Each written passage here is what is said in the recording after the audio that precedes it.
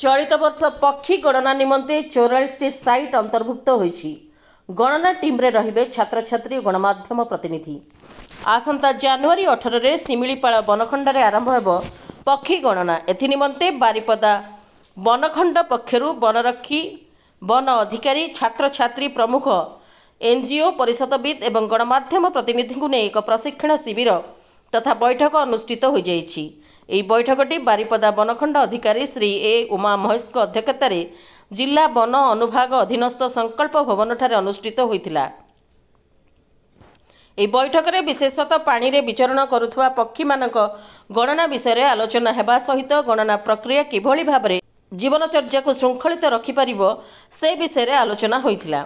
आज ଏହି बैठक में वन्यप्राणी रक्षक श्री विवेकानंद पट्टनायक, संग्राम एनजीओ संस्थापिका संयुक्ता बसा सम्मानित अतिथि भाव जोगदे उपस्थित समस्त को पक्षी संरक्षण और गणनार आवश्यकता विषय विशेष आलोचना करथिले।